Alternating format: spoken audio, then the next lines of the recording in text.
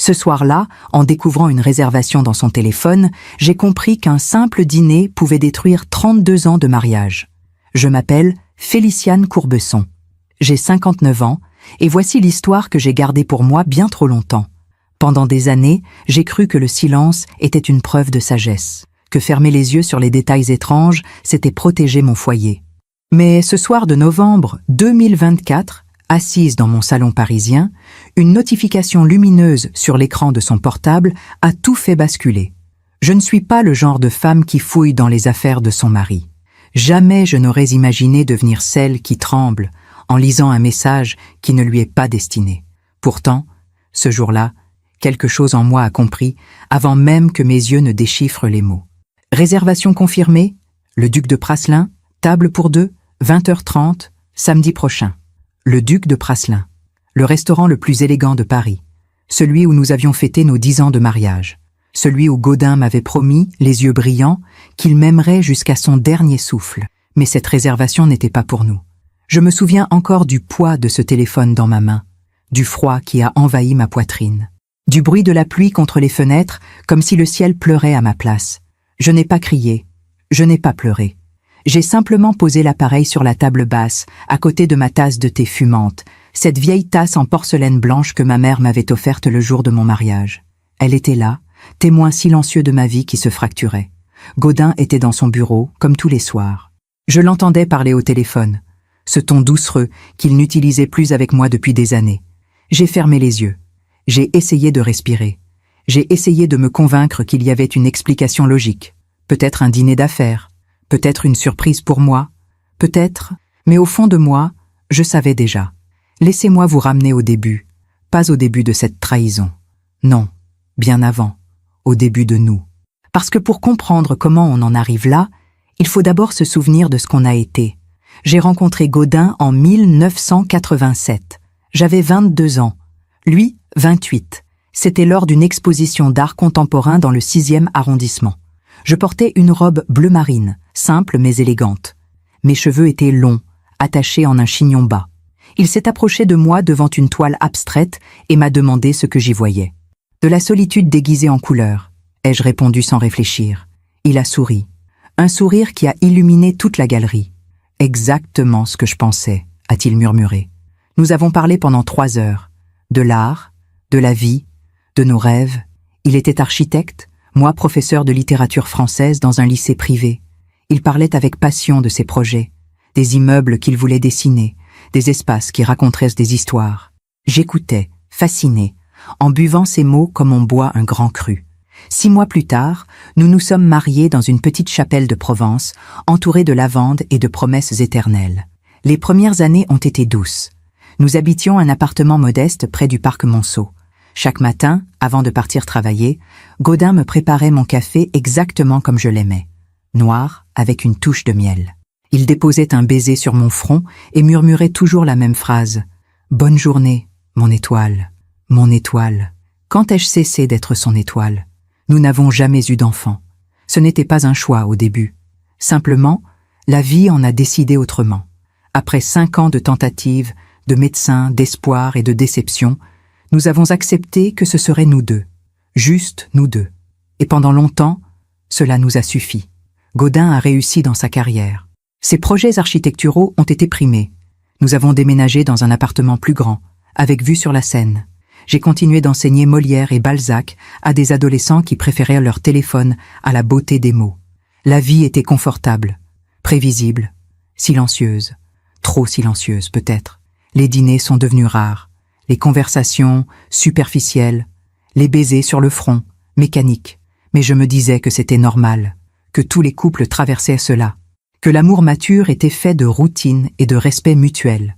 Je me trompais. Le premier signe, je l'ai ignoré. C'était il y a 2 ans, en décembre 2022. Gaudin avait commencé à recevoir des messages tard le soir. Il souriait en les lisant, un sourire que je ne reconnaissais pas. Quand je lui demandais qui écrivait, il répondait vaguement. Un collègue, un projet urgent. Je hochais la tête. Je retournais à mon livre. Le deuxième signe, c'était son parfum. Il a changé de parfum, sans me le dire. Un jour, il sentait le bois de santal et la bergamote. Le lendemain, c'était quelque chose de différent. plus sucré, plus jeune. « Tu as changé de parfum ?» ai-je demandé un matin. « Tu trouves ?» Il a haussé les épaules.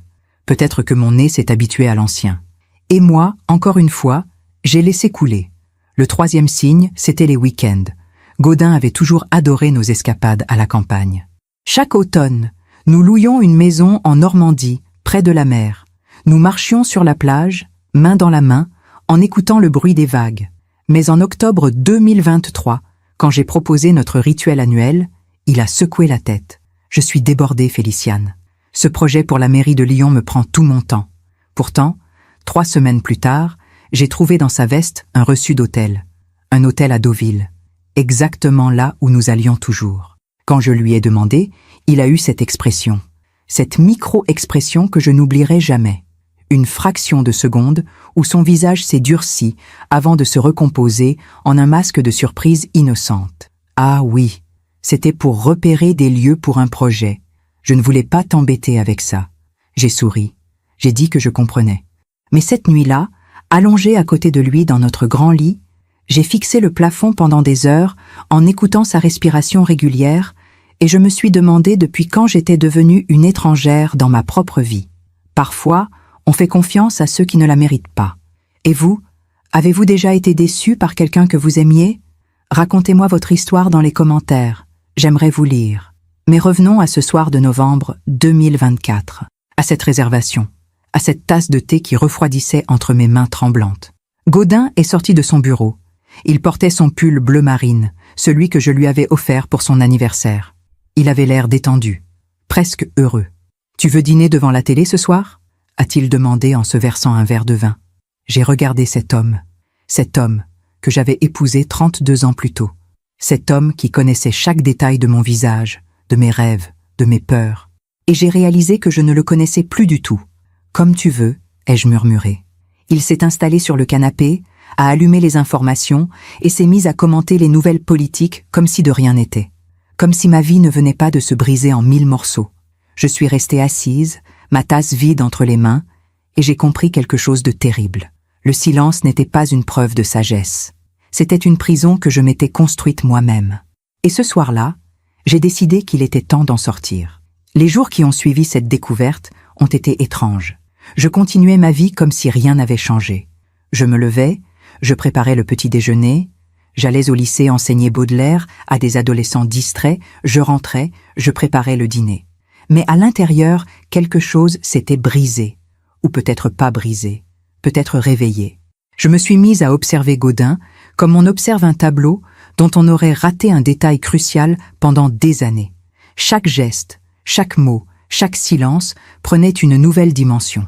Le matin, quand il se rasait devant le miroir de la salle de bain, je remarquais qu'il prenait plus de temps qu'avant, qu'il vérifiait son reflet sous différents angles, qu'il utilisait une lotion après rasage que je ne connaissais pas. « Tu es élégant aujourd'hui », ai-je dit un matin alors qu'il ajustait sa cravate gris-perle. Il a souri sans me regarder vraiment. Réunion importante avec des investisseurs. À quelle heure? 17 heures. J'ai hoché la tête. J'ai bu mon café en silence. Mais ce soir-là, quand il est rentré à 23 heures, sentant le vin et ce parfum sucré qui n'était pas le sien, j'ai su qu'il n'y avait eu aucune réunion avec des investisseurs. J'aurais pu le confronter. J'aurais pu hurler, pleurer, exiger des explications. Mais quelque chose en moi refusait de donner ce spectacle. Refusait de devenir cette femme hystérique qui supplie son mari de rester. Alors, j'ai choisi une autre voie. J'ai choisi d'observer, de comprendre, et surtout, de me souvenir. Parce que avant de savoir qui on est devenu, il faut se rappeler qui on a été. Notre appartement actuel est magnifique. 180 mètres carrés avec vue sur la Seine, dans le 7e arrondissement. Des moulures au plafond, un parquet en chêne massif, des fenêtres immenses qui laissent entrer une lumière dorée chaque fin d'après-midi. Mais ce n'est pas là que nous avons été heureux. Notre premier appartement, celui où nous avons vécu nos 10 premières années de mariage, était minuscule. 45 mètres carrés près du parc Monceau. Une chambre, un salon qui servait aussi de salle à manger, une cuisine où nous tenions à peine à 2. Pourtant, c'est là que j'ai connu le bonheur. Je me souviens des dimanches matins. Gaudin se levait le premier et allait chercher des croissants chauds à la boulangerie du coin. Il rentrait, les mains pleines de sacs en papier brun, et l'odeur du beurre emplissait tout l'appartement. Nous déjeunions au lit, les miettes tombant sur les draps blancs, en lisant le journal et en commentant les articles avec cette légèreté propre aux couples qui s'aiment vraiment. « Écoute ça », disait-il en me montrant un article absurde. Et nous rions. Nous rions tellement. Quand ai-je cessé de rire avec lui? Je me souviens aussi des soirées d'été. Nous n'avions pas les moyens de partir en vacances chaque année, alors nous transformions notre petit balcon en oasis. Gaudin installait des guirlandes lumineuses, je préparais une salade niçoise et nous dînions là, à regarder les passants en bas, à inventer des histoires sur leur vie. « Tu vois cette femme avec le chien ?» disait-il en pointant une silhouette. « Elle est détective privée. Le chien est en fait son partenaire. Ils résolvent des crimes ensemble. Et lui ?» demandai-je en désignant un homme pressé. « Banquier le jour, pianiste de jazz la nuit. Il a une double vie et personne ne le sait. Nous inventions des mondes. Nous rêvions à voix haute. À cette époque, Gaudin n'était pas encore l'architecte reconnu qu'il est devenu. Il travaillait pour un cabinet modeste, dessinait des projets que d'autres signaient. Mais il avait cette flamme dans les yeux, cette conviction que son tour viendrait. Et je croyais en lui, de toutes mes forces. Je me souviens du soir où il a décroché son premier grand contrat. C'était en 1995. Il est rentré en courant, a ouvert la porte si brusquement qu'elle a claqué contre le mur et m'a soulevé dans ses bras en criant « Féliciane, Féliciane, ils ont accepté mon projet !» Il tournoyait avec moi dans notre minuscule salon, renversant presque la lampe sur pied, et je riais, les mains agrippées à ses épaules, heureuse de le voir si vivant. Ce soir-là, nous avons bu du champagne bon marché dans des verres dépareillés, et il m'a dit, les yeux brillants de larmes de joie, « Rien de tout ça n'aurait été possible sans toi. Tu es mon ancre, Féliciane, ma raison de me battre. » Son ancre.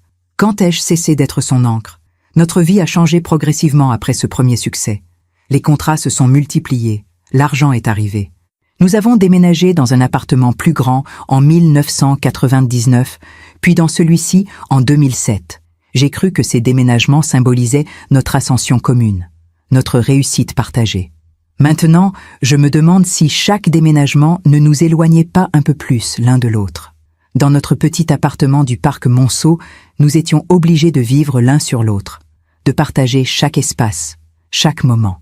Gaudin travaillait sur ses plans à la table de la cuisine pendant que je corrigeais mes copies. Nous nous touchions constamment, par nécessité et par plaisir. Mais ici, dans ces 180 mètres carrés, nous pouvions passer des journées entières sans nous croiser vraiment. Gaudin avait son bureau. J'avais ma bibliothèque. Nous habitions le même appartement, mais vivions dans des mondes parallèles. Je me souviens aussi de nos voyages. Pas les grands voyages, nous n'en avons jamais eu les moyens avant ces succès. Mais les petites escapades, les week-ends improvisés. En 1991, nous avons passé une semaine dans un village de Bretagne. Un petit hôtel face à la mer, avec des volets bleus et un escalier en bois qui grinçait. Il pleuvait presque tous les jours, mais nous nous en fichions. Nous marchions sur la plage déserte, emmitouflés dans nos imperméables, et Gaudin ramassait des coquillages pour moi. « Celui-ci te ressemble », disait-il en me tendant une coquille nacrée. Discret mais précieux. Je garde encore ces coquillages. Ils sont dans une boîte en carton au fond de mon armoire. Parfois, quand je les regarde, je me demande si cet homme existe encore quelque part sous le masque d'indifférence que Gaudin porte aujourd'hui. Notre vie sexuelle aussi était différente à l'époque. Pas que nous faisions l'amour tous les jours. Nous étions tous les deux épuisés par nos journées de travail. Mais il y avait une intimité, une tendresse. Gaudin m'embrassait dans le cou pendant que je faisais la vaisselle. Il glissait sa main dans la mienne quand nous regardions un film. Il murmurait des mots doux contre ma peau. Quand cela s'est-il arrêté? Je ne peux pas donner de date précise. Ce n'est pas comme si un jour, brutalement, tout avait cessé. C'était graduel, imperceptible. Comme une plante qui meurt lentement parce qu'on a oublié de l'arroser. Les baisers sont devenus des pecs rapides sur la joue. Les câlins, des accolades polies. Et au lit, le silence a remplacé les murmures. La dernière fois que nous avons fait l'amour, c'était... Je dois réfléchir. Février 2023, peut-être? Presque 2 ans maintenant. C'était son anniversaire. J'avais préparé son plat préféré, acheté une bouteille de Bordeaux, mis de la musique. J'avais essayé de recréer cette atmosphère d'autrefois. Il avait été tendre, presque nostalgique, mais même dans ce moment d'intimité, j'avais senti qu'il n'était pas vraiment là, qu'une partie de lui pensait à autre chose, à quelqu'un d'autre. Le lendemain matin, il était reparti dans sa bulle, et moi dans la mienne. Nous sommes devenus deux étrangers, partageant un toit, des factures et une histoire commune qui n'existait plus qu'au passé. Mais je ne voulais pas le voir. Je refusais de l'admettre, parce que admettre que notre mariage était mort signifiait admettre que j'avais gaspillé 32 ans de ma vie, que toutes ces années d'efforts, de compromis, de silence avalé n'avaient servi à rien. Alors je me racontais des histoires. Je me disais que c'était une phase, que tous les couples vivaient ça, que l'amour mature était fait de routine et de respect, pas de passion adolescente. Je me mentais à moi-même avec une constance admirable, jusqu'à cette réservation, jusqu'à ce moment où le mensonge est devenu impossible à maintenir. 3 jours après avoir découvert la réservation au duc de Praslin, j'ai décidé d'agir. Pas de confrontation directe, pas encore. Je voulais d'abord comprendre, savoir exactement à quoi j'avais affaire. Un matin, alors que Gaudin était sous la douche, j'ai pris son téléphone. Mon cœur battait si fort que j'avais peur qu'il l'entende malgré le bruit de l'eau. J'ai cherché des messages, des photos, des preuves. Mais Gaudin n'était pas stupide. Son téléphone était parfaitement propre, trop propre. Comme si quelqu'un avait méticuleusement effacé toute trace compromettante. J'allais reposer l'appareil quand j'ai remarqué une application que je ne connaissais pas. Une application de messagerie cryptée. J'ai essayé de l'ouvrir, mais elle demandait un code. J'ai tapé sa date de naissance. Mauvais code. Notre date de mariage. Mauvais code.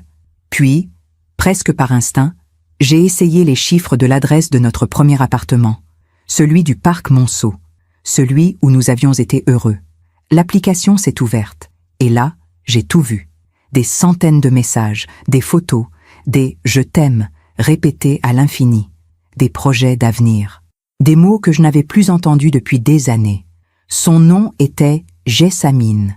Jessamine, un nom qui sonnait comme une chanson, un nom jeune, frais, vibrant. Sur la photo de profil, j'ai vu une femme d'environ 35 ans, blonde, mince, souriante. Elle portait une robe d'été jaune et se tenait devant un champ de lavande. Elle était belle, tellement belle, et tellement jeune. L'eau de la douche s'est arrêtée. J'ai refermé l'application en tremblant, reposé le téléphone exactement où il était, et je suis sortie de la chambre. Dans le couloir, j'ai croisé mon reflet dans le miroir ancien que nous avions acheté au Puce de Saint-Ouen il y a 15 ans. Une femme de 59 ans me regardait, des rides autour des yeux, des cheveux gris qu'aucune teinture ne pouvait complètement masquer, un corps qui avait vieilli malgré mes efforts pour rester en forme. À côté de Jessamine, sur sa photo ensoleillée, j'étais l'ombre d'un passé révolu. Je suis retournée dans la cuisine. J'ai sorti ma vieille tasse en porcelaine blanche, celle que ma mère m'avait offerte pour mon mariage. Je l'ai remplie de café noir. J'ai ajouté une touche de miel. Et j'ai compris que je ne pleurerais pas, qu'il y avait quelque chose de plus fort que la tristesse qui montait en moi, quelque chose qui ressemblait à de la clarté. Les semaines qui ont suivi cette découverte ont été les plus étranges de ma vie. Je continuais d'aller au lycée, de sourire à mes collègues, de corriger des dissertations sur Madame Bovary avec une ironie qui ne m'échappait pas. Emma Bovary, cette femme piégée dans un mariage sans passion, cherchant désespérément quelque chose de plus. Mes élèves ne comprenaient pas pourquoi elle avait tout détruit pour une illusion romantique. Maintenant, moi non plus je ne comprenais pas. Mais pour des raisons différentes. Je ne comprenais pas comment Gaudin avait pu tout détruire pour une illusion. Comment il avait pu échanger 32 ans de vie commune contre des messages cryptés et des sourires à une femme qui pourrait être notre fille. Car oui, Jessamine avait 35 ans. Je l'avais découvert en fouillant discrètement. 35 ans. L'âge que j'avais quand nous avons acheté notre appartement actuel. L'âge où je croyais encore que la vie nous réservait de belles surprises. 24 ans de différence avec moi. Ce chiffre tournait dans ma tête comme une toupie infernale. Décembre 2024 est arrivé avec son cortège de lumière de Noël et de faux semblants. Paris s'était paré de guirlandes dorées, les vitrines scintillaient et partout résonnaient des chants joyeux qui contrastaient cruellement avec le silence de notre appartement. Gaudin travaillait de plus en plus tard, ou prétendait travailler. « Ne m'attends pas pour dîner ce soir », disait-il en ajustant sa cravate devant le miroir de l'entrée. Encore une réunion ? Le projet de Lyon est complexe. Les investisseurs sont exigeants. J'acquiesçais. Je regardais la porte se refermer. Et je restais là, debout dans ce grand appartement vide, avec ma tasse de thé qui refroidissait entre mes mains. Un soir, alors que je rangeais son manteau qu'il avait laissé négligemment sur le canapé, un ticket de caisse est tombé de la poche intérieure. Je l'ai ramassé machinalement. C'était un reçu d'une bijouterie de la rue de la Paix, datant de la semaine précédente. 1200 € pour un bracelet en or blanc. Mon cœur s'est arrêté. 1200 €. Je suis allée dans ma chambre. Oui, nous faisions maintenant chambre à part depuis environ 1 an, officiellement parce que mes insomnies le dérangeaient, et j'ai ouvert mon coffret à bijoux. Un coffret en bois de rose que Gaudin m'avait offert pour nos 20 ans de mariage. À l'intérieur, mes quelques bijoux s'alignaient sagement. La bague de fiançailles en or jaune. Les boucles d'oreilles en perles que sa mère m'avait données avant de mourir. Un collier modeste que j'avais acheté moi-même pour un anniversaire oublié. Aucun bracelet en or blanc. J'ai refermé le coffret. J'ai regardé par la fenêtre. La Seine coulait, indifférente, sous les ponts illuminés. 1200 € pour une femme qui n'était pas sa femme. Combien avait coûté mon dernier cadeau? Je ne me souvenais même plus. Peut-être un foulard Hermès il y a 3 ans. Peut-être rien depuis. J'ai repensé à nos premières années. Quand Gaudin cachait des petits mots doux dans mon sac à main. Quand il m'offrait des fleurs sans raison. Quand il rentrait avec un livre qu'il avait vu en vitrine et qui lui avait fait penser à moi. Quand as-tu cessé de penser à moi? Ai-je murmuré dans le vide. Personne n'a répondu. Pendant que je raconte tout cela, je me demande d'où vous m'écoutez. Écrivez le nom de votre ville en commentaire. Le lendemain était un samedi. Gaudin avait annoncé qu'il devait aller au bureau pour finaliser des plans. Un samedi. Bien sûr. Tu veux que je te prépare quelque chose avant de partir? Ai-je demandé, jouant mon rôle d'épouse parfaite avec une aisance qui me terrifiait. Non merci. Je prendrai quelque chose en route. Il est parti vers 10 heures. J'ai attendu 30 minutes, puis j'ai fait ce que je n'aurais jamais cru faire un jour. Je l'ai suivi. J'avais mis un manteau sombre, un foulard, des lunettes de soleil malgré le ciel gris de décembre. Je me sentais ridicule, comme dans un mauvais film policier. Mais la douleur efface le ridicule. Gaudin a pris sa voiture, une Mercedes noire qu'il adorait, et je l'ai suivi en taxi en demandant au chauffeur de rester discret.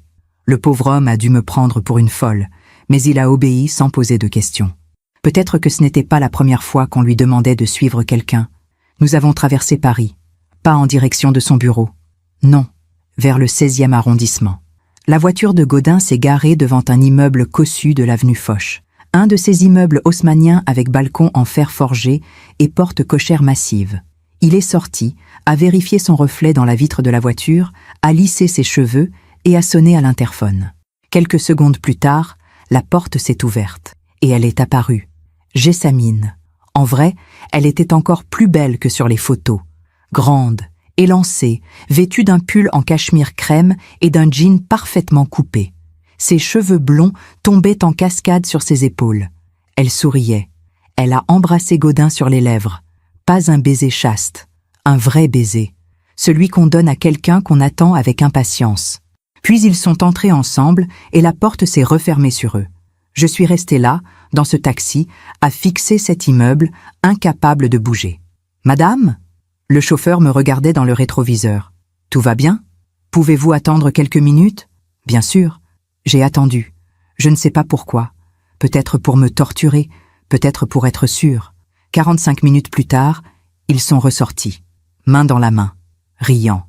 Gaudin avait cette expression sur le visage, cette légèreté, cette joie que je ne lui voyais plus depuis des années. Ils se sont embrassés encore une fois devant l'immeuble, longuement. Puis Gaudin est remonté dans sa voiture et est reparti. Jessamine est restée là un instant, regardant la Mercedes s'éloigner, avec ce sourire de femme amoureuse qui illuminait tout son visage. Puis elle a sorti son téléphone et a tapé un message. Probablement à lui, probablement quelque chose comme « Tu me manques déjà ». « Ramenez-moi chez moi », ai-je dit au chauffeur d'une voix que je ne reconnaissais pas. Durant le trajet du retour, j'ai regardé Paris défiler. Cette ville que j'aimais tant. Cette ville où j'avais construit ma vie, mon mariage, mes rêves. Cette ville qui me semblait soudain étrangère. Gaudin est rentré vers 18 heures, l'air détendu, presque guilleret. « Le travail a bien avancé ?» ai-je demandé en levant les yeux de mon livre. « Oui, très bien. Ces plans prennent forme. Je pense que nous décrocherons le contrat. »« Nous !» Il disait toujours « nous » quand il parlait de son travail, comme si j'étais encore partie prenante de sa vie, comme si nous étions encore une équipe. C'est merveilleux, ai-je répondu avec un sourire qui devait ressembler à un rictus. Il s'est servi un verre de whisky et s'est installé dans son fauteuil en cuir. Et toi, qu'as-tu fait de ta journée? Oh, pas grand-chose. J'ai lu, j'ai pris un bain, j'ai corrigé quelques copies. Bien, bien. Il a allumé la télévision. Un documentaire sur l'architecture moderne. Il commentait les images, me parlait de techniques de construction, comme si tout était normal. Et moi, assise sur le canapé avec ma tasse de thé maintenant froide, je le regardais et je me demandais qui était cet homme.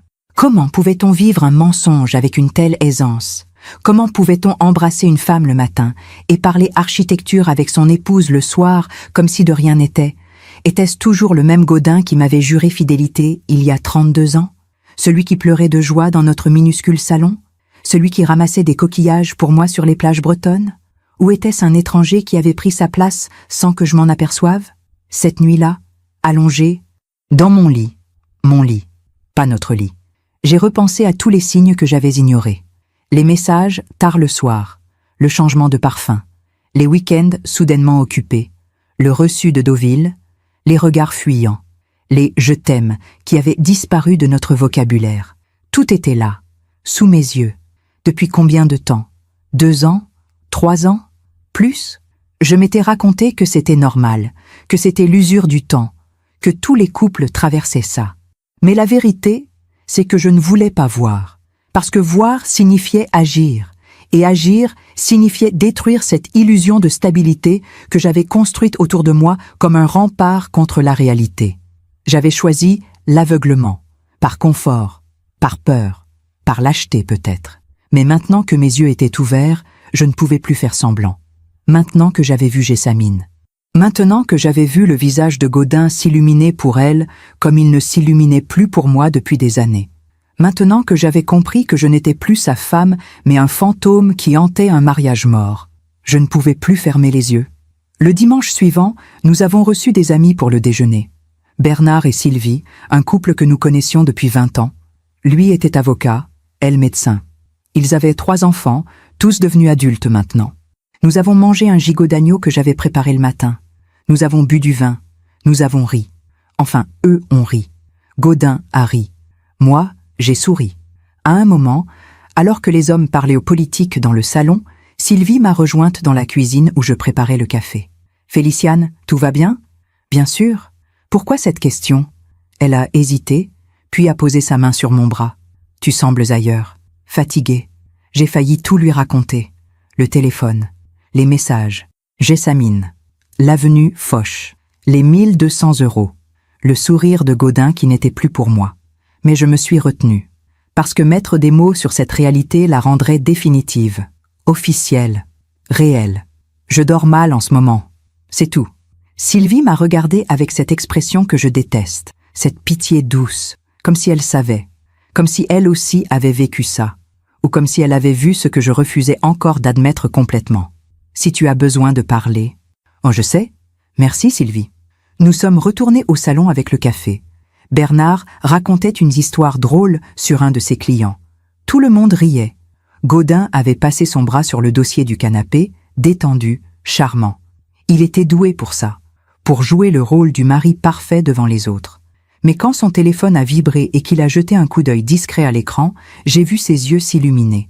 Cette micro-expression de bonheur. Puis il a rangé le téléphone dans sa poche et a repris son masque d'époux attentif. Personne d'autre n'avait remarqué, sauf moi. 3 jours plus tard, j'ai trouvé autre chose. Une facture, dans le tiroir de son bureau. Je ne fouillais pas. Je cherchais un stylo. Mais la facture était là, pliée au fond. Un week-end à Deauville, hôtel Le Normandie, chambre supérieure avec vue sur la mer, 1500 €, datant du mois d'octobre 2023. Exactement le week-end où il m'avait dit être trop occupé pour notre escapade annuelle.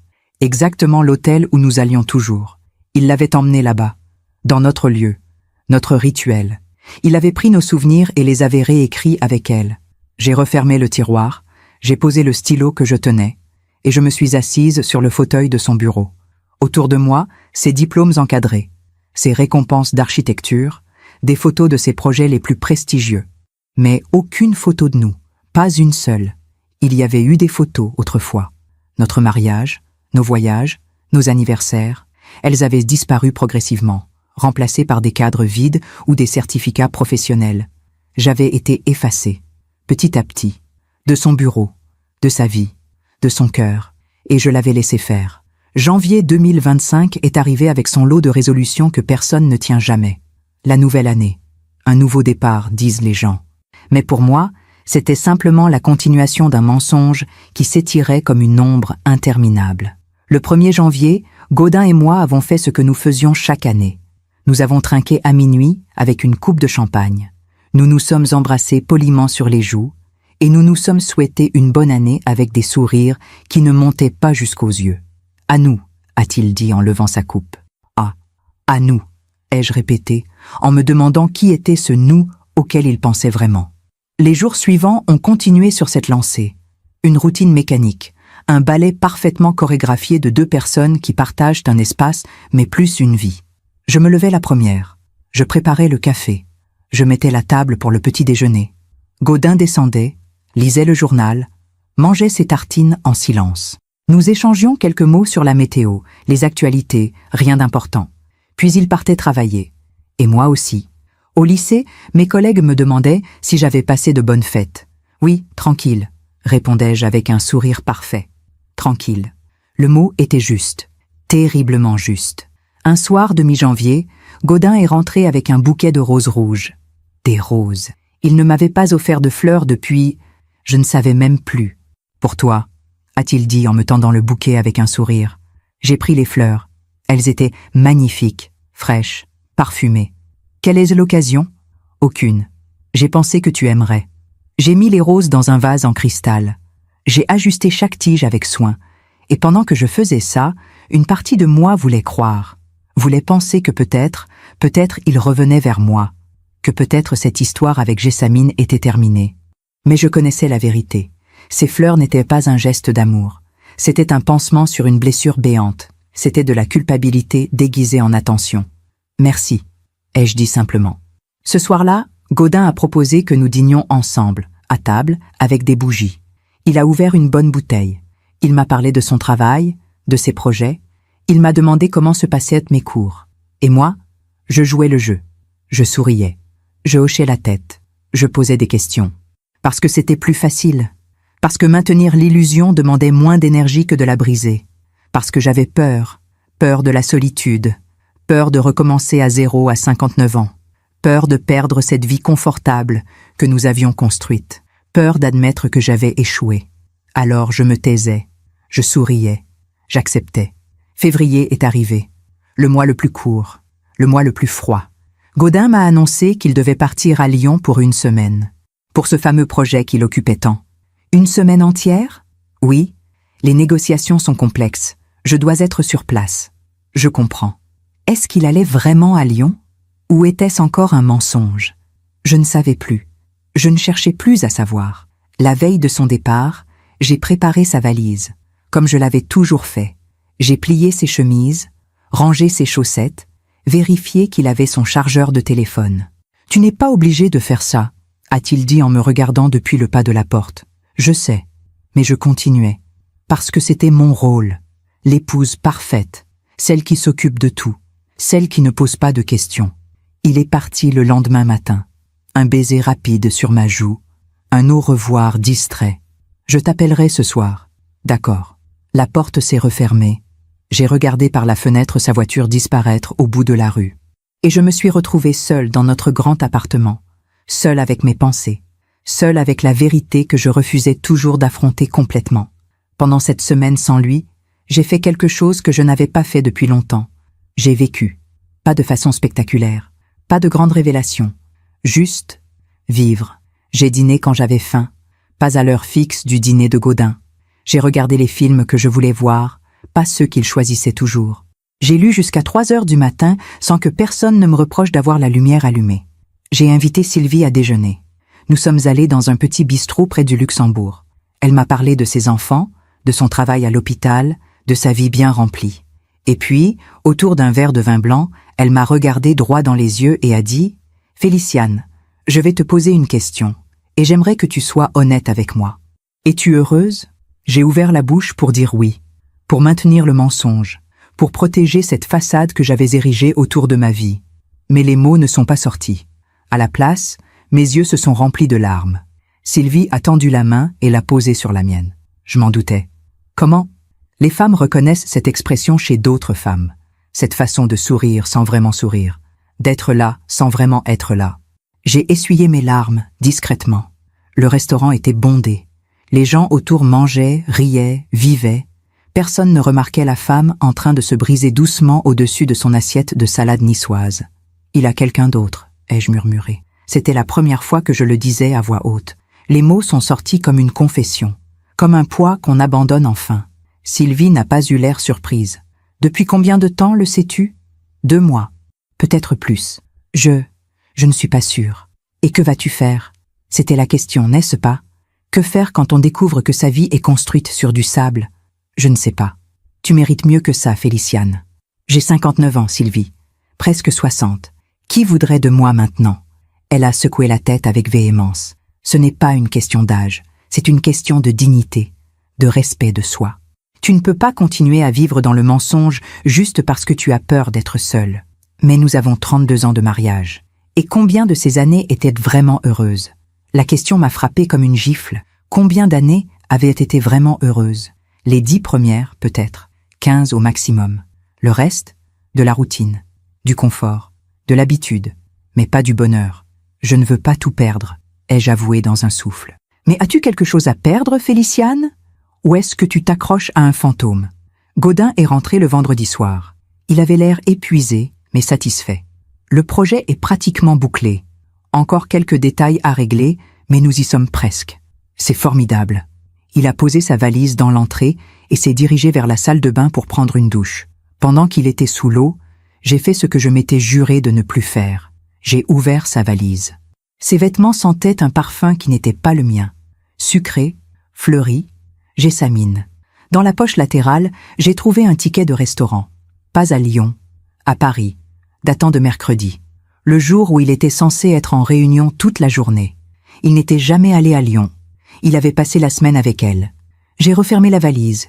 J'ai remis le ticket exactement où il était. Et je suis retournée dans le salon, ma tasse de thé à la main. Quand Gaudin est sorti de la douche, frais et détendu, je lui ai souri. « Tu dois être affamée. J'ai préparé ton plat préféré. »« Oh, Féliciane, tu es merveilleuse. Merveilleuse. » J'étais une idiote, oui. Une idiote qui préparait le dîner pour un homme qui rentrait des bras de sa maîtresse. Nous avons mangé en silence. Ou plutôt, il a mangé en me racontant des histoires sur Lyon, sur les réunions, sur les investisseurs. Des mensonges soigneusement construits. Des mensonges qu'il racontait avec une aisance déconcertante. Et moi, j'écoutais.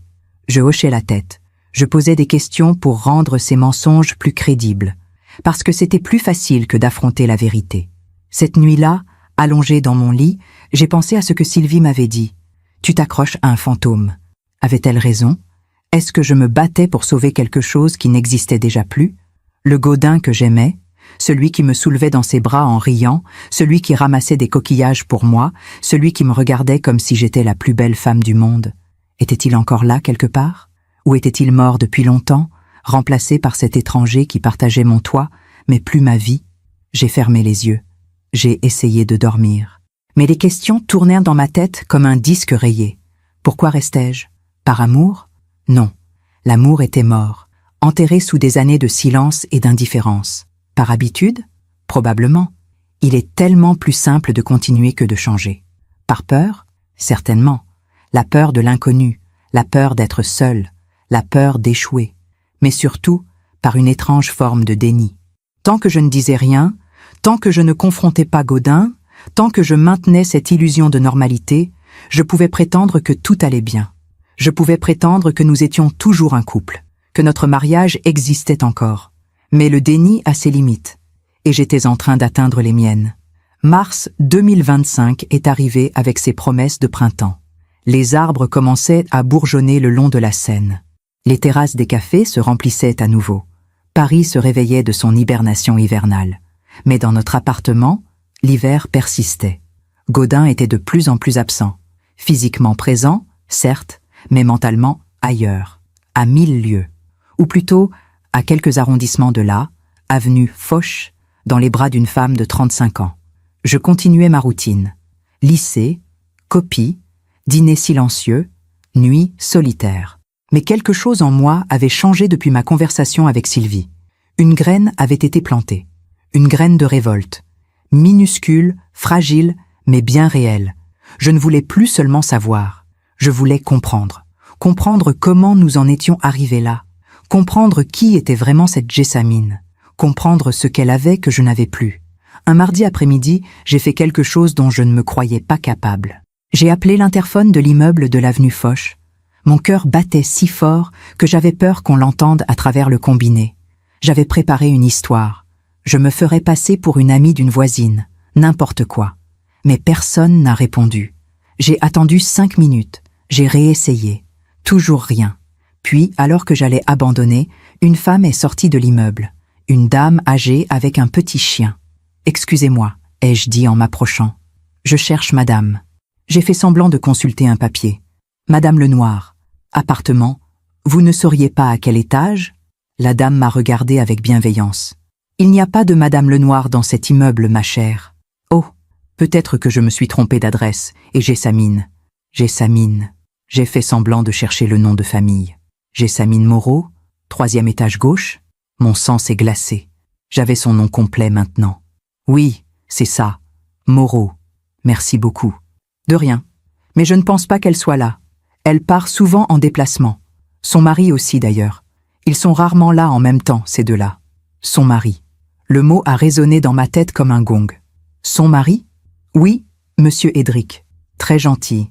Toujours poli. Ils sont mariés depuis, 7 ou 8 ans, je crois. Pas d'enfants. Tous les deux, très pris par leur carrière. J'ai remercié la dame et je suis partie, les jambes tremblantes. Jessamine était mariée. Jessamine avait un mari qui s'appelait Edric. Mon Gaudin détruisait non pas un mariage, mais 2. Je me demande encore si j'ai fait le bon choix. Et vous? Qu'auriez-vous fait à ma place? De retour chez moi, je me suis assise dans le salon avec ma tasse de thé. La vieille tasse en porcelaine blanche, celle qui avait tout vu, tout entendu. Jessamine avait un mari. Cette information changeait tout. Ou plutôt, elle ajoutait une dimension que je n'avais pas envisagée. Il n'y avait pas que moi qui souffrais. Il y avait un autre innocent dans cette histoire, un homme qui, comme moi, vivait probablement dans l'ignorance. Où mars 2025 est arrivé avec ses promesses de printemps. Les arbres commençaient à bourgeonner le long de la Seine. Les terrasses des cafés se remplissaient à nouveau. Paris se réveillait de son hibernation hivernale. Mais dans notre appartement, l'hiver persistait. Gaudin était de plus en plus absent. Physiquement présent, certes, mais mentalement ailleurs, à 1000 lieues. Ou plutôt, à quelques arrondissements de là, avenue Foch, dans les bras d'une femme de 35 ans. Je continuais ma routine. Lycée, copie, dîner silencieux, nuit solitaire. Mais quelque chose en moi avait changé depuis ma conversation avec Sylvie. Une graine avait été plantée, une graine de révolte, minuscule, fragile, mais bien réelle. Je ne voulais plus seulement savoir, je voulais comprendre. Comprendre comment nous en étions arrivés là. Comprendre qui était vraiment cette Jessamine. Comprendre ce qu'elle avait que je n'avais plus. Un mardi après-midi, j'ai fait quelque chose dont je ne me croyais pas capable. J'ai appelé l'interphone de l'immeuble de l'avenue Foch. Mon cœur battait si fort que j'avais peur qu'on l'entende à travers le combiné.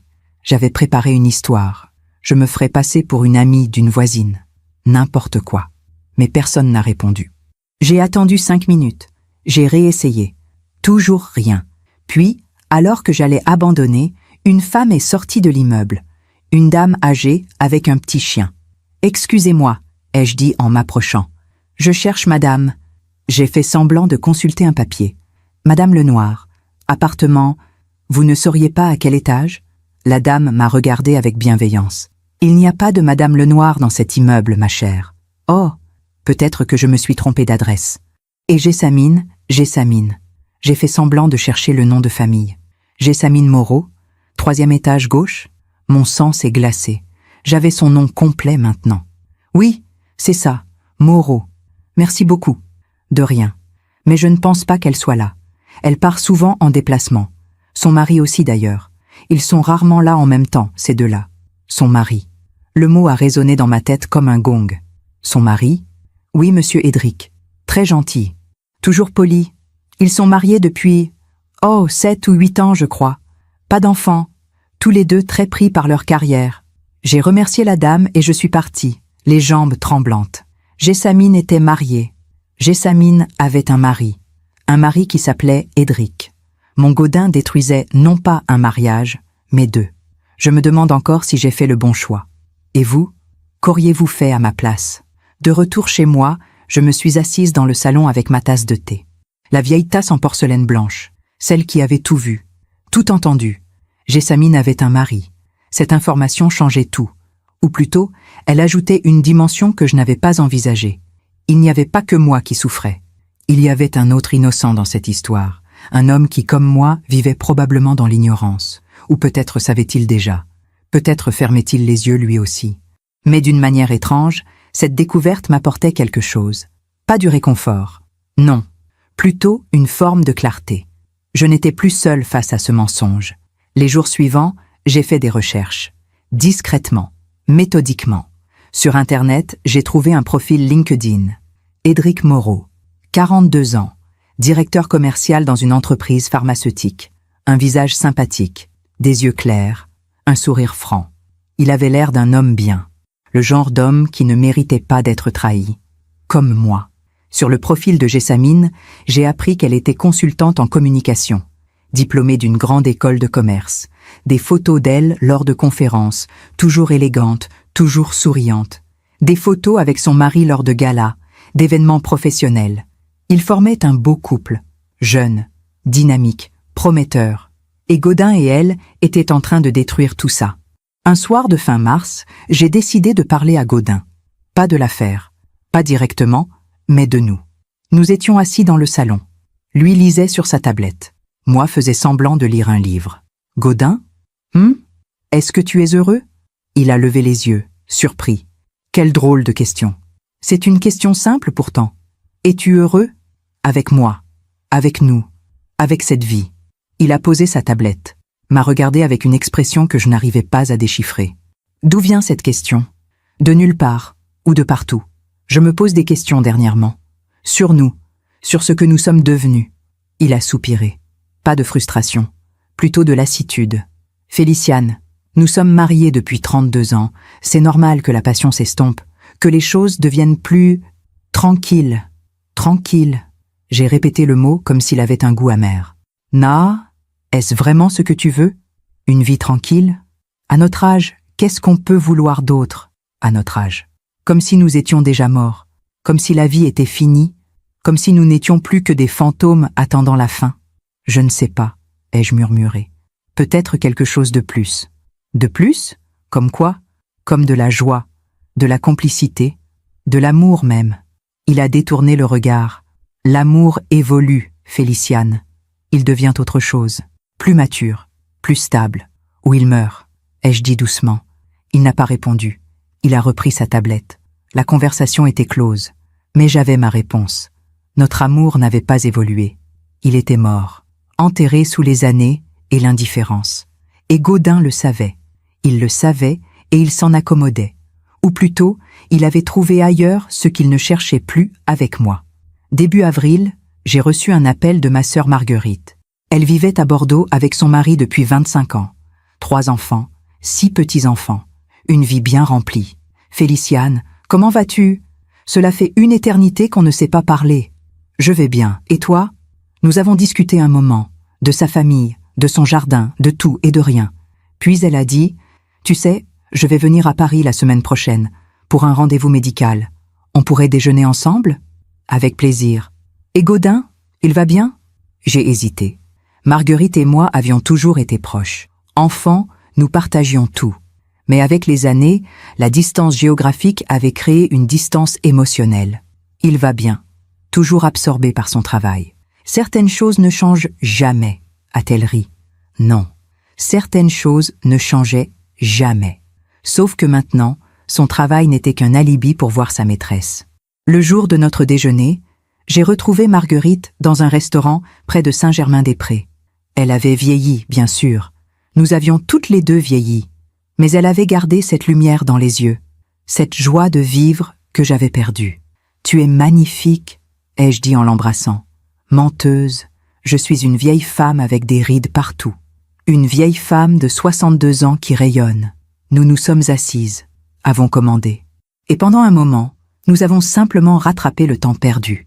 Puis, autour du café, Marguerite m'a regardée avec cet air que seules les sœurs savent avoir. « Féliciane, qu'est-ce qui ne va pas ? Rien. Pourquoi ? Parce que je te connais. Parce que tu as ce regard éteint. » J'ai baissé les yeux sur ma tasse. Cette vieille tasse de restaurant qui ne ressemblait en rien à celle que j'avais chez moi. Gaudin a une liaison. Les mots sont sortis tout seuls. Simple. Direct. Définitif. Marguerite n'a pas eu l'air choquée. Juste triste. Depuis combien de temps le sais-tu ? Quelques mois. Et que comptes-tu faire ? Je ne sais pas. Elle a posé sa main sur la mienne. Tu te souviens de tante Béatrice ? Bien sûr. Tante Béatrice, la sœur de notre mère. Elle avait découvert que son mari la trompait quand elle avait 55 ans. Elle était restée avec lui. Par peur, par habitude, par manque de courage. Elle était morte 10 ans plus tard. Amère, malheureuse, pleine de regrets. « Je ne veux pas devenir tante Béatrice », ai-je murmuré. « Alors ne le deviens pas. » « Mais comment ? J'ai 59 ans, Marguerite, presque 60. Je n'ai pas de carrière brillante, pas d'argent propre. Tout ce que j'ai, c'est ce mariage qui te rend malheureuse. Mais c'est ma vie. Non, c'est la prison que tu t'es construite. » Ces mots ont résonné comme ceux de Sylvie, comme un écho de la vérité que je refusais d'entendre. « J'ai peur, ai-je avoué. Je sais. Mais tu sais ce qui est encore plus effrayant ? Regarder en arrière dans 10 ans et réaliser que tu as gaspillé ces années à souffrir alors que tu aurais pu vivre. » Cette conversation avec Marguerite a été un déclic. Pas un déclic spectaculaire, pas une révélation fulgurante, juste une prise de conscience lente et douloureuse. Je méritais mieux. J'avais encore du temps devant moi. Peut-être 15 ans, peut-être 20, peut-être plus. Est-ce que je voulais passer ces années à jouer le rôle de l'épouse aveugle, à faire semblant que tout allait bien pendant que mon mari vivait une double vie ? Non, non, je ne voulais plus. Le soir même, en rentrant chez moi, j'ai ouvert mon ordinateur. J'ai créé un nouveau dossier et j'ai commencé à rassembler des preuves, les reçus que j'avais trouvés, les captures d'écran des messages de l'application cryptée que j'avais photographiée avec mon téléphone, les dates des absences suspectes, les mensonges notés méticuleusement. Je construisais un dossier, non pas pour confronter Gaudin, pas encore, mais pour me préparer, pour être prête le jour où je serais assez forte pour partir, ou pour rester et exiger des comptes. Je ne savais pas encore ce que je ferais, mais je savais que je ne pouvais plus continuer ainsi. Le déni avait assez duré. Il était temps de regarder la vérité en face, et d'agir. Mi-avril 2025. Le printemps s'installait vraiment maintenant. Les cerisiers fleurissaient dans les jardins du Trocadéro. La lumière s'étirait jusqu'à 20 heures. Paris était belle, comme toujours. Mais moi, je n'avais Dieu que pour un écran de téléphone. Celui de Gaudin, pour être précise. Ce jeudi-là, il avait oublié son portable sur la table de la cuisine en allant prendre sa douche. Une négligence inhabituelle. Ou peut-être était-il simplement trop confiant, trop certain que je ne chercherais jamais. Erreur. J'ai ouvert l'application de messagerie cryptée. Le code avait changé. Mais j'ai essayé quelques combinaisons. Son nouveau parfum. Faux. L'anniversaire de Jessamine que j'avais trouvé sur LinkedIn. Faux. Puis, presque par hasard, j'ai tapé une date. Le 23 octobre 2023. La date de ce week-end à Deauville. Leur premier week-end ensemble, probablement. L'application s'est ouverte. Et là, j'ai vu le message le plus récent. Envoyé la veille. Mon amour, j'ai réservé au duc de Praslin pour samedi prochain. 20h30. Notre table habituelle. J'ai hâte de fêter notre anniversaire avec toi. 2 ans déjà. Les plus belles années de ma vie. Mon sang s'est figé dans mes veines. Le duc de Praslin. Notre restaurant. Celui où nous avions célébré nos 10 ans de mariage. Samedi prochain. Dans 2 jours. Leur anniversaire. 2 ans. Donc depuis avril 2023. Depuis 2 ans entiers, Gaudin vivait une double vie. 2 ans pendant lesquels j'avais été l'idiote qui préparait ses valises, qui souriait poliment, qui fermait les yeux. J'ai lu les messages précédents. Des dizaines, des centaines peut-être. Tu me manques déjà. Hier soir était magique. Je t'aime comme je n'ai jamais aimé personne. Bientôt, nous n'aurons plus à nous cacher. Cette dernière phrase m'a glacée. Bientôt, nous n'aurons plus à nous cacher. Qu'est-ce que cela signifiait? Qu'ils comptaient me quitter? Qu'ils avaient des projets d'avenir ensemble? J'ai continué à faire défiler les messages, et puis je suis tombée sur une photo de Jessamine, dans notre lit, dans notre appartement, dans mon lit. Il l'avait amenée ici, dans notre maison, dans notre intimité. La nausée m'a submergée. J'ai dû m'asseoir. L'eau de la douche s'est arrêtée. J'ai rapidement fermé l'application, reposé le téléphone, et je suis sortie de la cuisine. Dans le couloir, je me suis appuyée contre le mur, le cœur battant à tout rompre. Le duc de Praslin. Samedi, 20h30. Une idée folle a germé dans mon esprit. Ce soir-là, Gaudin est parti dîner avec des collègues. Bien sûr. Dès qu'il a refermé la porte, j'ai pris mon téléphone et j'ai appelé le restaurant. Le duc de Praslin. Bonsoir. Bonsoir. Je souhaiterais réserver une table pour samedi soir. 20h30. Pour combien de personnes? 2 personnes. Un instant, s'il vous plaît. Un silence. J'ai une table disponible à 20h15 ou à 21h. Rien à 20h30 précisément? Malheureusement non. Toutes nos tables sont réservées à cette heure. Et auriez-vous une table à côté de celle réservée au nom de Courbesson? Un autre silence. Madame Courbesson? Oui. Je vois. Vous souhaitez une table adjacente à celle de Monsieur Courbesson? Exactement. Le ton du maître d'hôtel a changé. Plus professionnel. Plus discret. Nous avons la table numéro 12, juste à côté. 20h30. Parfait, je la prends. À quel nom, madame? J'ai hésité une seconde. Moreau, madame Moreau. Après avoir raccroché, j'ai réalisé ce que je venais de faire.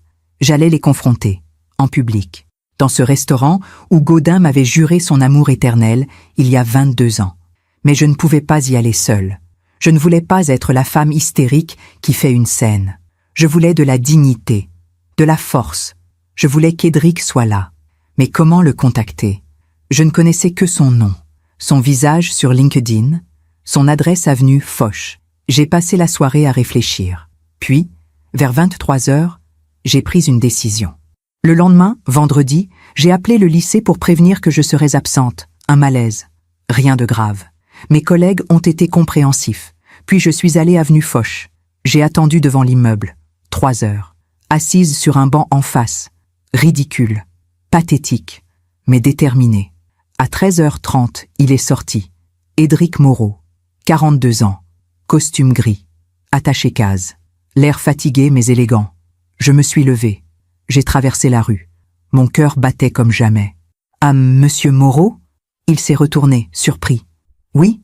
Je m'appelle Féliciane Courbesson. J'ai quelque chose d'important à vous dire. Il m'a regardé sans comprendre. Nous nous connaissons? Non. Mais nos conjoints se connaissent très bien. J'ai vu son visage changer. La compréhension. Puis la douleur. Je vois, a-t-il murmuré. Vous saviez?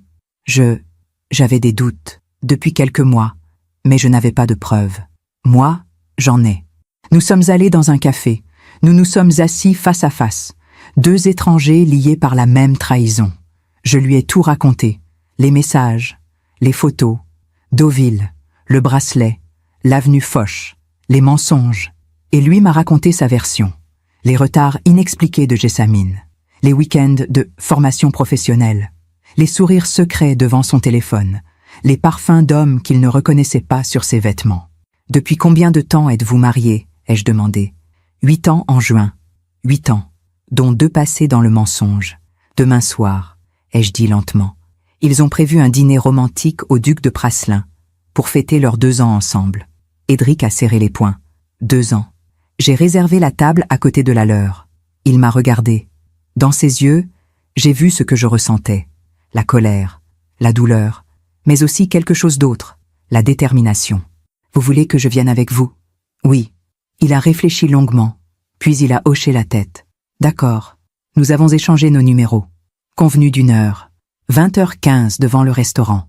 En me levant pour partir, Édric m'a retenu. Madame Courbesson? Oui. Merci, pour avoir eu le courage de venir me voir. Nous méritons tous les deux la vérité. Oui, nous la méritons.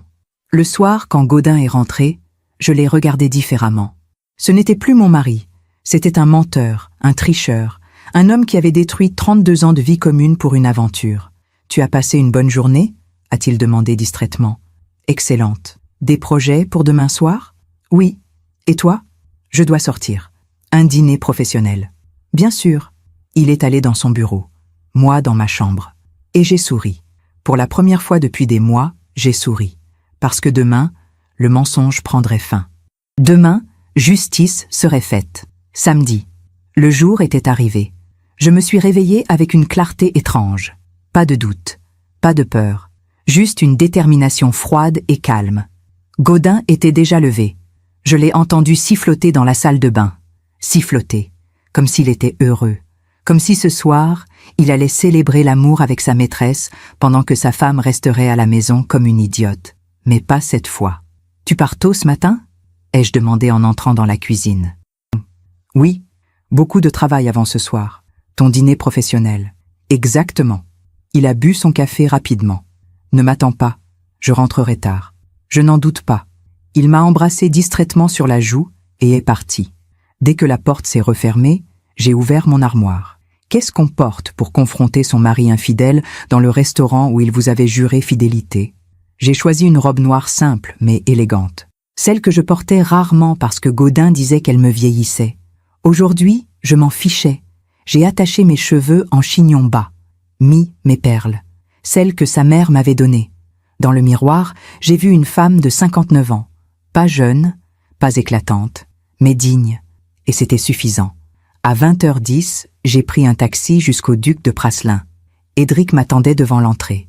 Costume noir impeccable, visage fermé mais déterminé. « Vous êtes prête ?» a-t-il demandé. « Oui. Et vous ?» « Autant qu'on peut l'être. Nous sommes entrés ensemble. Le maître d'hôtel nous a accueillis avec un sourire professionnel légèrement crispé. Il savait. Bien sûr qu'il savait. « Madame Moreau, table 12 ?» C'est exact. Il nous a conduits à notre table, juste à côté de la table 13, celle où Gaudin et Jessamine n'étaient pas encore arrivés. Nous nous sommes assis, Édric face à la salle. Moi dos à la table 13, mais avec un angle de vue parfait grâce au miroir sur le mur d'en face. « Que faisons-nous exactement ?» a murmuré Édric. « Nous attendons. Et quand ils arriveront, nous les laisserons s'installer. Puis, nous agirons. » Comment? J'ai sorti de mon sac 2 enveloppes. Des enveloppes blanches que j'avais préparées hier soir. Avec ceci. Édric a compris. Dans son regard, j'ai vu le même mélange de tristesse et de résolution. À 20h35, ils sont arrivés. Gaudin d'abord, en costume gris anthracite, celui que je lui avais offert pour Noël. Il souriait, détendu, heureux. Puis Jessamine, magnifique dans une robe rouge, ses cheveux blonds tombant en cascade.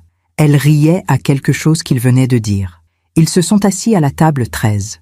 Le serveur leur a apporté du champagne. Ils ont trinqué, se sont regardés avec cette intensité que je reconnaissais. C'était comme ça que Gaudin me regardait autrefois, il y a 30 ans, avant que tout ne meure. Édric les observait, le visage de marbre. « C'est elle », a-t-il murmuré. Non pas une question, une constatation. Oui. Gaudin a pris la main de Jessamine par-dessus la table, l'a embrassée tendrement, a murmuré quelque chose qui l'a fait rire. Dans le miroir, je les voyais parfaitement. Un couple amoureux, qui ne se doutait de rien. « Quand ?» a demandé Édric. « Maintenant. » Nous nous sommes levés en même temps. Nous avons fait 3 pas, et nous nous sommes arrêtés juste à côté de leur table. Gaudin nous a vus en premier. Son visage est passé de la surprise à l'incompréhension, puis à la panique pure. « Féliciane !»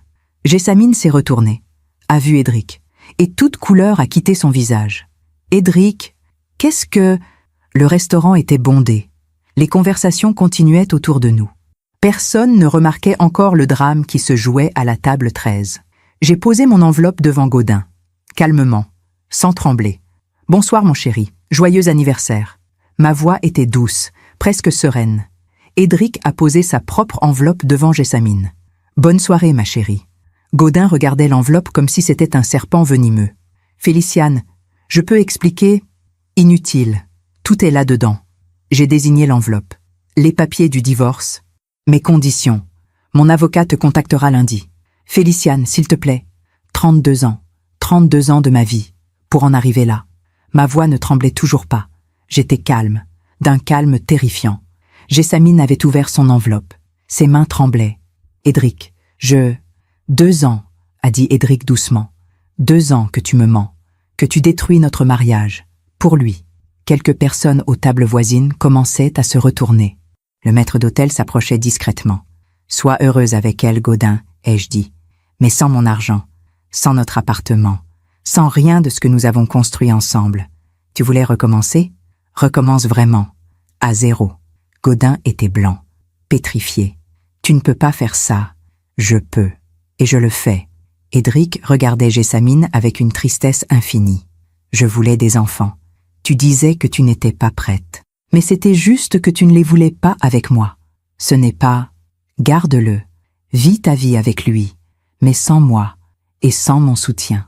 Jessamine avait des larmes sur les joues. Gaudin aussi semblait sur le point de pleurer. Mais nous, Édric et moi, nous étions secs, au-delà des larmes, au-delà de la douleur. Une dernière chose, ai-je dit en me penchant légèrement vers Gaudin. Ce restaurant, tu te souviens? Nos 10 ans de mariage. Tu m'as dit que tu m'aimerais jusqu'à ton dernier souffle. Féliciane, j'espère que ça valait le coup de détruire tout ça pour une histoire qui finira probablement de la même manière. J'ai regardé Jessamine. Bonne chance, vous en aurez besoin. Puis Édric et moi avons tourné les talons et sommes sortis du restaurant. Derrière nous, le silence, puis des murmures, puis le chaos. Mais nous n'avons pas regardé en arrière. Dehors, la nuit était douce. Paris scintillait sous les lumières. Édric et moi sommes restés là un moment, sans parler. Puis il a dit « Merci, je n'aurais pas pu faire ça seul. Moi non plus. Qu'allez-vous faire maintenant? Rentrer chez moi, préparer mes valises, partir avant qu'il ne rentre. Où irez-vous? Chez ma sœur, à Bordeaux, le temps de régler les choses. » Il a hoché la tête. « Bonne chance, Madame Courbesson. Bonne chance à vous aussi, Monsieur Moreau. » Nous nous sommes serrés la main. 2 survivants d'un naufrage. 2 personnes qui venaient de fermer un chapitre douloureux de leur vie. Puis nous sommes partis chacun de notre côté. Je suis rentré à l'appartement. Mes mains ne tremblaient pas en ouvrant la porte. Mon cœur battait normalement. J'étais calme, étrangement calme. J'ai sorti 2 valises du placard. Les grandes, celles que nous utilisions pour nos voyages d'autrefois.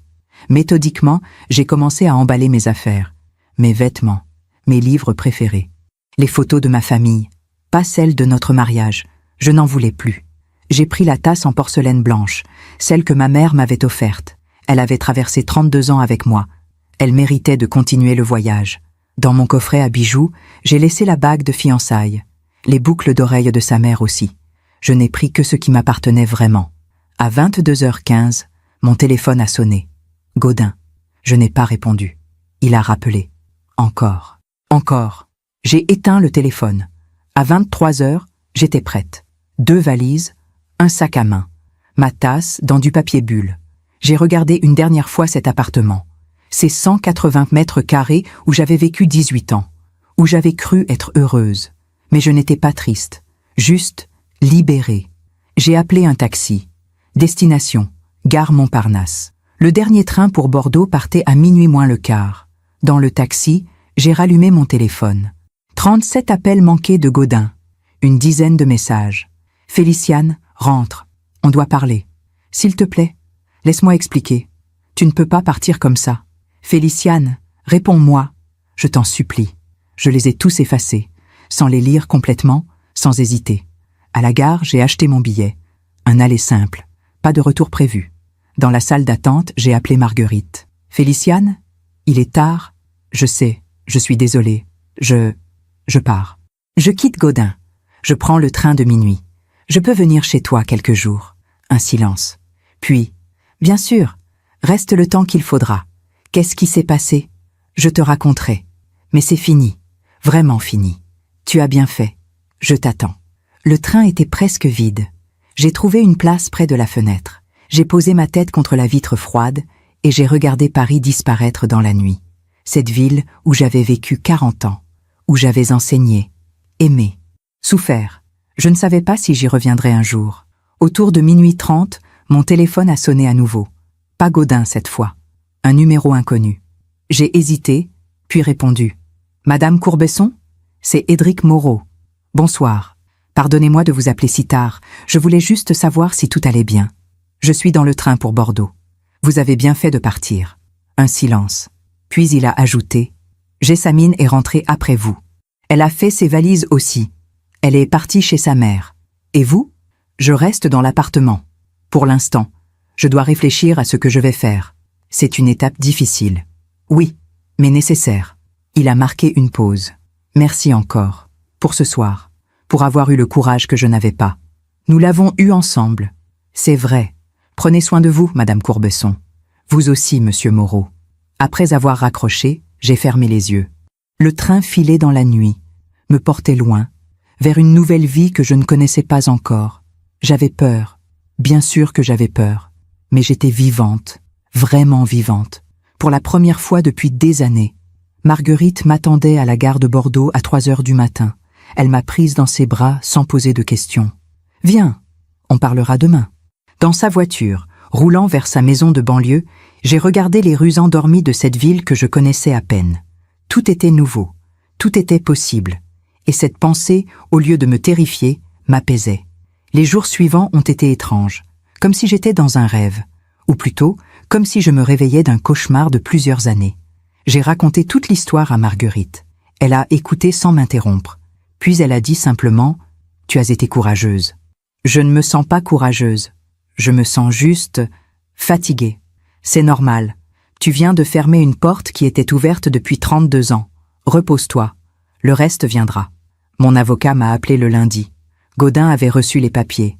Il contestait tout, bien sûr. Il veut négocier, m'a dit l'avocat. Non, pas de négociation. Je veux le divorce. Je veux ma part de l'appartement. Je veux ma pension. C'est tout. Très bien. Je m'en occupe. Gaudin a essayé de me joindre pendant 2 semaines. Messages, appels, mails. Je n'ai répondu à aucun. Puis, un soir, il a arrêté. Le silence. Enfin. Mai est arrivé. Les lilas fleurissaient dans le jardin de Marguerite. Je passais mes journées à lire, à marcher, à simplement exister sans rôle à jouer. Un après-midi, Marguerite m'a trouvé sur le banc du jardin. « Tu sais ce que tu vas faire maintenant ?»« Non, pas encore. Tu pourrais rester ici. Trouver un poste dans un lycée de Bordeaux. Recommencer. Peut-être, ou peut-être ailleurs. Je ne sais pas. Pour la première fois de ma vie, je ne sais pas ce que je veux. Et bizarrement, ça ne me fait pas peur. » Marguerite a souri. C'est bon signe. Fin mai, Édric m'a envoyé un message. « Bonjour Madame Courbesson, j'espère que vous allez bien. Le divorce avec Jessamine est en cours. Elle est avec Gaudin maintenant. Ils ont loué un appartement ensemble. Je pensais que vous aimeriez savoir. Prenez soin de vous. » J'ai relu le message 3 fois. Gaudin et Jessamine ensemble. Officiellement. Étrangement, cette nouvelle ne m'a pas fait mal. J'ai juste pensé, combien de temps avant que l'un trahisse l'autre, avant que la passion se transforme en routine, avant qu'ils réalisent que ce qu'ils avaient détruit pour être ensemble n'en valait peut-être pas la peine. Mais ce n'était plus mon problème. J'ai répondu simplement, merci de m'avoir prévenu. Prenez soin de vous aussi. L'été 2025 est arrivé avec sa chaleur et ses promesses de renouveau. Je vivais toujours chez Marguerite, non pas par nécessité. Mon avocat avait obtenu une pension alimentaire provisoire confortable, mais par choix. J'aimais cette maison, ce jardin, cette vie simple loin de Paris. Le divorce avançait lentement. Gaudin contestait chaque point, retardait chaque signature. Mon avocat me disait que c'était normal, que les hommes coupables cherchent toujours à gagner du temps. Mais moi, j'avais tout mon temps maintenant. Début juin, j'ai reçu un appel inattendu. Sylvie, mon amie parisienne. « Féliciane, enfin je te trouve. J'ai essayé de t'appeler pendant des semaines. Qu'est-ce qui s'est passé? Gaudin m'a dit que tu étais partie chez ta sœur pour une urgence familiale. Gaudin t'a menti, comme il m'a menti pendant 2 ans. J'ai tout raconté. Le restaurant, la confrontation, mon départ. Sylvie est restée silencieuse un long moment. Mon Dieu, je savais qu'il y avait quelque chose, mais jamais je n'aurais imaginé. Personne n'imagine. C'est pour ça que ça marche. Comment vas-tu? Mieux que je ne l'ai été depuis des années. Et c'était vrai. Chaque jour qui passait, je me sentais plus légère, comme si un poids invisible se dissolvait lentement. Tu sais, a dit Sylvie après un moment, il y a des rumeurs à Paris. Sur Gaudin et cette Jessamine. Quel genre de rumeurs? Apparemment, leur histoire fait jaser dans le milieu de l'architecture. Une relation qui a commencé pendant son mariage, qui a détruit 2 couples. Ce n'est pas très bien vu. Certains clients ont annulé des contrats. Cette information m'a surprise. Je n'avais pas pensé aux conséquences professionnelles pour Gaudin. Il perd des contrats? Oui. Et son associé, Bernard, tu te souviens de Bernard, envisage de dissoudre leur partenariat. Il dit que Gaudin a terni la réputation du cabinet.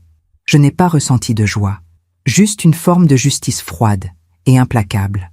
La vie a une façon intéressante de rendre les choses, ai-je murmuré. Mi-juin, Édric m'a appelé. Madame Courbesson, j'espère que je ne vous dérange pas. Pas du tout. Comment allez-vous? J'ai besoin de parler. Vous êtes la seule personne qui peut comprendre. Je vous écoute. Il a pris une grande inspiration. Jessamine m'a contacté la semaine dernière. Elle veut récupérer des affaires qu'elle a laissées à l'appartement. Quand elle est venue, elle avait changé. Changé comment? Elle avait l'air fatiguée, malheureuse. Elle m'a dit que les choses avec Gaudin n'étaient pas comme elle l'avait imaginé. J'ai fermé les yeux. Bien sûr que non. La réalité n'est jamais comme l'imagination. Elle m'a dit qu'il était différent maintenant, plus distant, plus préoccupé par ses problèmes professionnels, qu'ils se disputaient souvent. Combien de temps ont-ils vécu ensemble? 2 mois? Presque 3 maintenant. 3 mois. Et déjà les fissures apparaissaient. Elle a même eu le culot de me dire qu'elle avait fait une erreur, qu'elle regrettait. Et vous? Qu'avez-vous répondu? Rien. Je l'ai laissé prendre ses affaires et partir. Certaines erreurs ne se réparent pas. Vous avez raison. Mais vous savez ce qui est étrange? Je ne ressens rien. Ni satisfaction de la voir malheureuse, ni tristesse. Juste du vide. C'est normal. Le cœur a besoin de temps pour guérir. Oui, sans doute. Après avoir raccroché, je suis resté longtemps dans le jardin à réfléchir. Gaudin et Jessamine. 2 personnes qui avaient tout sacrifié pour être ensemble. Et maintenant, confrontés à la réalité quotidienne, ils découvraient que leur histoire n'était peut-être qu'une illusion construite sur l'excitation de l'interdit. Sans les mensonges, sans l'adrénaline de se cacher, que restait-il? Juillet est arrivé avec sa chaleur suffocante. Bordeaux était belle mais étouffante. Mon avocat m'a appelé avec des nouvelles. Madame Courbesson, nous avons un problème. Gaudin prétend ne plus pouvoir payer la pension alimentaire que le juge a fixée. Il dit que ses revenus ont considérablement diminué. C'est vrai? Techniquement, oui. Il a perdu plusieurs gros contrats. Son cabinet est en difficulté. Mais il possède toujours sa part de l'appartement, qui vaut une fortune. Alors qu'il la vende. C'est ce que je lui ai dit, mais il refuse. Il dit que c'est sa maison. J'ai souri amèrement. Sa maison. Celle que nous avions achetée ensemble. Celle où j'avais vécu 18 ans. Insisté. Je veux ma part. Entendu. Fin juillet. Sylvie m'a rappelé. Tu ne vas pas croire ce qui se passe à Paris. Dis-moi. Gaudin et Jessamine ont rompu. Mon cœur s'est arrêté une seconde. Rompu? Oui. Il y a 1 semaine. Apparemment, une dispute terrible. Elle est retournée chez sa mère. Lui était resté dans leur appartement loué. Mais ils n'ont même pas vécu ensemble 4 mois. Je sais. C'est pathétique, non? Ils ont détruit 2 mariages pour une histoire qui n'a même pas duré un été. J'ai ressenti quelque chose d'étrange. Pas de la satisfaction, pas de la joie. Plutôt une profonde tristesse pour tout ce gâchis. Qu'est-ce qui s'est passé? Personne ne sait exactement. Mais les rumeurs disent qu'ils se sont rendus compte qu'ils n'avaient rien en commun en dehors de leur liaison, que sans l'excitation du secret, il ne restait rien. Et Gaudin, comment va-t-il? Mal, d'après ce que j'ai entendu. Il a perdu son travail, sa maîtresse, et bientôt son appartement, si le divorce avance. Il vit seul maintenant. Bernard dit qu'il le voit parfois dans des cafés. L'air perdu. Je devrais me réjouir. Mais je ne ressentais que de la pitié. Gaudin avait tout eu. Un mariage stable, une carrière brillante, une vie confortable. Et il avait tout jeté pour une illusion. Début août, j'ai reçu un message de Gaudin. Le premier depuis des mois. Féliciane, je sais que tu ne veux pas me parler. Je respecte ça. Mais j'ai besoin de te dire quelque chose. J'ai fait une terrible erreur, la plus grande de ma vie. Je pensais que Jessamine était ce qu'il me manquait, que notre mariage était mort et que je méritais d'être heureux. Mais j'avais tort. Elle n'était qu'une distraction, une illusion. Et maintenant, j'ai tout perdu. Mon travail, ma réputation, toi, notre vie. Je ne te demande pas de me pardonner. Je sais que c'est impossible. Mais je voulais que tu saches que je regrette, profondément. Et que si je pouvais revenir en arrière, je le ferais. J'ai lu ce message 3 fois, puis je l'ai effacé. Non pas par cruauté, mais parce que ces regrets ne changeraient rien. Le mal était fait. Notre mariage était mort bien avant cette fameuse soirée au restaurant. Et moi, j'avais avancé. Mi-août, mon avocat m'a appelé avec de bonnes nouvelles. Madame Courbesson, nous avons un accord. Gaudin accepte de vendre l'appartement. Vous recevrez votre part, soit environ 750 000 €, plus une pension alimentaire mensuelle de 3 000 € jusqu'à la finalisation du divorce. 750 000 €. De quoi recommencer? De quoi vivre confortablement? De quoi être libre? Quand? L'appartement sera mis en vente ce mois-ci. La transaction devrait être finalisée d'ici octobre. Octobre. Dans 2 mois, je serai financièrement indépendante. Cette pensée m'a remplie d'une paix profonde. Fin août, Édric m'a envoyé un dernier message. « Chère Madame Courbesson, mon divorce avec Jessamine sera finalisé le mois prochain. Elle a tout accepté sans contestation. Je pense qu'elle avait trop honte pour se battre. J'ai appris que votre situation avançait aussi. Je voulais vous dire merci. Merci d'avoir eu le courage de nous sortir de ce mensonge. Grâce à vous, j'ai retrouvé ma dignité. Je commence une nouvelle vie. J'espère que vous aussi. Prenez soin de vous. Édric. » J'ai souri en lisant ces mots. Nous avions tous les deux survécu. Nous avions tous les deux trouvé la force de fermer une porte et d'en ouvrir une autre. Un soir de fin août, assise dans le jardin de Marguerite avec ma vieille tasse de thé en porcelaine, j'ai pensé à tout ce chemin parcouru. 6 mois plus tôt, j'étais une femme prisonnière de son propre déni. Une femme qui fermait les yeux sur la trahison pour maintenir une illusion de stabilité. Aujourd'hui, j'étais libre. Vraiment libre. Gaudin avait perdu son travail, sa réputation, sa maîtresse et bientôt son appartement. Jessamine avait perdu son mari, sa relation avec Gaudin, et probablement sa propre estime d'elle-même.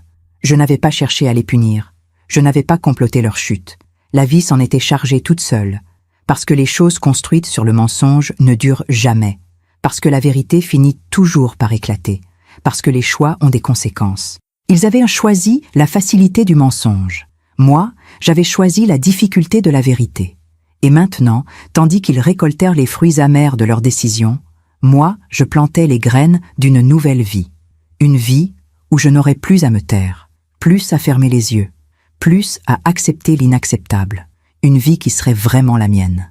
Elle m'avait traité de folle, ai-je murmuré dans le silence du jardin. Des années plus tard, j'ai retrouvé ce même regard vide dans ses messages. La vie finit toujours par rendre ce qu'on lui donne. Octobre 2025. 6 mois après cette soirée au Duc de Praslin. L'appartement de Paris a été vendu. Les papiers du divorce signés. Ma nouvelle vie pouvait commencer. J'ai décidé de rester à Bordeaux. Non pas chez Marguerite, elle avait déjà assez donné, mais dans un petit appartement du centre-ville. 2 pièces lumineuses avec balcon. Simple. À moi. J'ai trouvé un poste dans un lycée privé. J'enseigne toujours la littérature française. Molière, Balzac, Baudelaire. Ces mots qui traversent les siècles et qui parlent toujours des mêmes vérités humaines. Mes élèves me demandent parfois pourquoi j'aime tant ces vieux textes. Parce qu'ils nous rappellent que les erreurs d'hier sont les leçons d'aujourd'hui, je leur réponds.